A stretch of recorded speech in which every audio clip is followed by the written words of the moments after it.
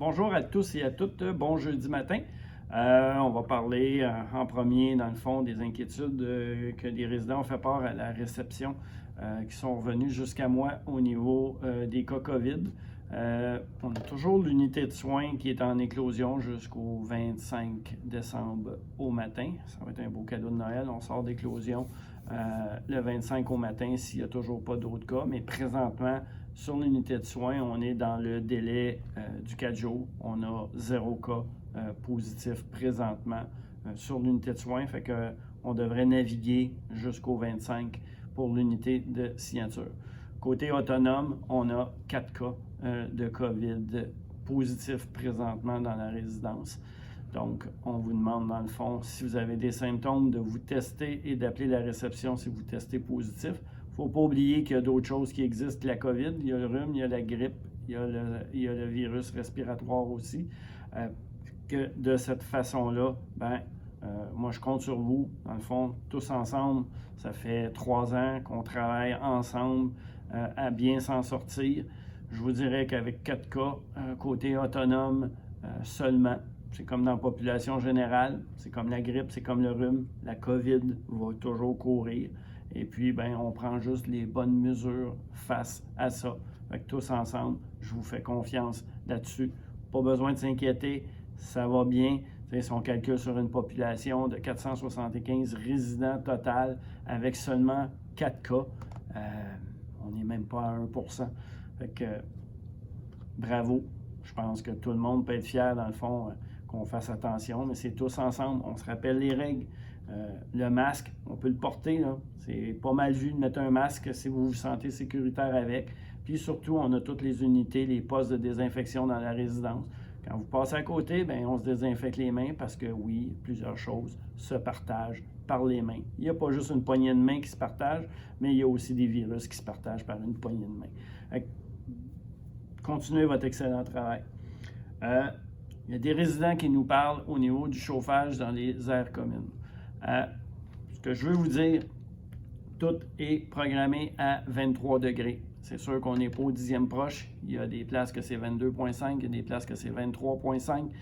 Les thermostats et Nadia monitorent ça de façon quotidienne. Et puis, je vous dirais qu'on ne peut pas aller au-dessus de 23. Présentement, la température dans la résidence, elle est à 23, ce qui est plus qu'acceptable selon les normes en gestion de bâtiment, parce que ce qui est dicté dans l'industrie en gestion du bâtiment, c'est 21 degrés. 23, on est déjà un petit peu plus haut. Il y a peut-être même, puis des fois, il y a des gens qui viennent me voir et ils disent il fait chaud. La température étant toujours un état et un niveau de confort, pour chacun, ça peut être différent. Si on est un petit peu plus froid, en hiver, normal, avec l'humidité, le vent, moins de luminosité. Fait qu'à un moment donné, la température, on la ressent plus en hiver qu'en été. On se met une petite laine. Et puis, de cette façon-là, on va être capable de mieux gérer la température. Mais d'aller plus haut que 23, on peut pas aller plus haut que 23 au niveau de la température dans le bâtiment. Il y en a d'autres qui m'ont partagé aussi qu'ils se sentaient mal à l'aise des cadeaux qu'ils ont donnés puis qu'on les faisait tirer aux employés puis que c'était dur de faire des cadeaux qui pourraient plaire à tout le monde. Inquiétez-vous pas, ça a été plus qu'apprécié parce que dans le fond, oui, on les fait tirer pour les distribuer, mais après, il y a une période où entre eux, les employés ont procédé à des échanges de cadeaux. Parce qu'effectivement, des fois, un garçon pouvait recevoir un cadeau qui était plus féminin, et puis et vice-versa. Une fille recevait un cadeau qui était masculin, mais ils procédaient à un échange, puis ça a super bien été, puis ils vous font dire un énorme merci pour les cadeaux que vous leur avez donnés. Faut pas oublier, il reste quelques jours avant l'augmentation des prix au niveau de la salle à manger pour les coupons puis pour les services. Le tirage va toujours avoir lieu dans la première semaine de janvier. Il vous reste encore quelques jours pour aller à la réception pour acheter des livrets de coupons au prix 2022 avant l'augmentation 2023. Et puis, dans tous ceux qui vont avoir acheté des livrets de coupons, on va faire tirer 5 personnes qui vont gagner l'équivalent de son achat qu'il a fait. Allez pas acheter 3 fois différemment des coupons entre 3 transactions. Si vous voulez acheter 3 livrets de coupons, faites-le dans une seule transaction parce que si on tire votre nom, vous allez gagner 3 livrets. Si vous le faites en 3 achats séparés et on tire votre nom, vous allez avoir un livret de coupons. Mais ça augmente vos chances de 3. C'est à vous de voir de quelle façon que vous voulez, dans le fond, vous acheter vos livrets de coupons. Pour tous ceux aussi, d'ici la fin de l'année, qui vont prendre un forfait à la salle à manger, Diane, mon chef à la location et service à la clientèle, va faire tirer un certificat cadeau de 150 $ pour un restaurant. Ça aussi, c'est pas négligeable, un petit 150 $ dans les restaurants. Là, je suis en train de me battre avec mon ordinateur pour aller chercher les points à Fanny. Je vais continuer à vous parler pendant que je rentre mon mot de passe dans mon ordinateur.